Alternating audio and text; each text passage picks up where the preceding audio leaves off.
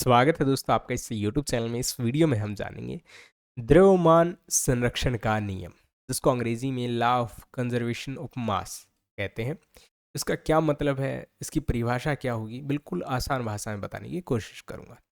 ये जो नियम है एक फ्रांसीसी रसायनविज्ञ एंटोनी लाविजियर ने दिया था। ये कहता है कि किसी भी रासायनिक अभिक्रिया में द्रव्यमान यानी मास जो होता है न तो बनता है और न ही नष्ट किया जा सकता। तो आपने एक चीज़ सुनी होगी, जो एनर्जी है, ठीक है, तो उसको न तो बनाया जा सकता है और न ही उसको नष्ट किया जा सकता है, सिर्फ बदला जा सकता है एक रूप से दूसरे रूप में। तो हमें ये पता होना चाहिए यहाँ पर इसका क्या मतलब है, रासायनिक अभिक्रिया, ये सारी चीज़ें, ठीक है। तो जो भी चीज़ें हम अपने आसपास देखते हैं वो तीन अवस्थाओं में हमें देखने को मिलती है। एक सॉलिड यानी ठोस, एक लिक्विड यानी कि तरल पदार्थ है पानी की तरह, ठीक है, और एक होता है गैसीय फॉर्म। ये तीनों ही फॉर्म जो होती हैं पदार्थों की, ये हमें देखने को मिलती हैं, और ये सारी फॉर्म जो है छोटे छोटे अणुओं से, एटम से मिलकर बनी होती हैं। अणु को हम अंग्रेजी में एटम बोलते हैं, ठीक है, एटम से मिलकर बनी होती है। सॉलिड के अंदर ये जो एटम होते हैं एक दूसरे से बिल्कुल चिपके हुए होते हैं। लिक्विड के अंदर ये जो है एक दूसरे के बिल्कुल पास तो होते हैं, लेकिन कोई फिक्स इनका पैटर्न नहीं होता है। गैस में ये दूर दूर होते हैं, ठीक है।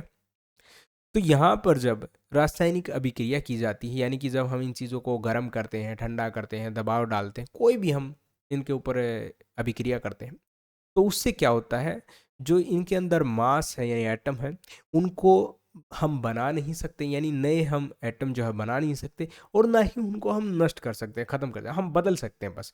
बर्फ़ को हम गर्म कर देंगे तो पानी बन जाएगा, पानी को अगर हम गर्म कर देंगे तो गैस बन जाएगी, ठीक है, हवा में उड़ जाएगी। तो हमें लगेगा कि हमने उसको ख़त्म कर दिया, लेकिन असल में ख़त्म नहीं किया, सिर्फ उसका एक अवस्था से दूसरी अवस्था में हमने उनको बदला है।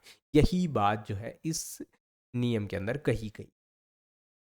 तो आसान भाषा में यही बात है कि किसी भी रासायनिक क्रिया के पहले पदार्थों का जो कुल द्रव्यमान होता था, वजन होता था, क्रिया के बाद बनने वाले नए पदार्थों के कुल द्रव्यमान में हमेशा बराबर रहेगा, यानी हम उसको कम ज़्यादा नहीं कर सकते। हम आग लगा दें, कुछ भी कर दें, वो कहने के लिए हमारे लिए तो वो ख़त्म हो जाएगा। अब जैसे पानी को अगर हम ज़्यादा उबाल देंगे तो वो उड़ जाएगा, कहने के लिए हमारे लिए ख़त्म होगा, हमें दिखाई नहीं दे रहा, लेकिन सेम वही जो पानी है वो गैस की अवस्था में आ गया, ठीक है, जिसको हम देख नहीं सकते, लेकिन है वो ज़रूर उतना ही। यदि हम 10 ग्राम कैल्शियम कार्बोनेट को गर्म करते हैं तो इससे क्या होगा, 5.6 ग्राम कैल्शियम ऑक्साइड और 4.4 ग्राम कार्बन डाइऑक्साइड बनती है, यानी ये हवा में उड़ जाएगा। तो जब हमने ये अभिक्रिया की उससे पहले क्या था, 10 ग्राम था, और उसके बाद भी है अगर हम जोड़ बनाए तो 10 ग्राम ही बनता है। तो यहाँ पर ये क्या है कि द्रव्यमान हमेशा संरक्षित रहता है, उसमें बदलाव नहीं आता है। अगर आपको वीडियो पसंद आए इसे लाइक करें, शेयर करें, चैनल को सब्सक्राइब जरूर करें। Thanks for watching.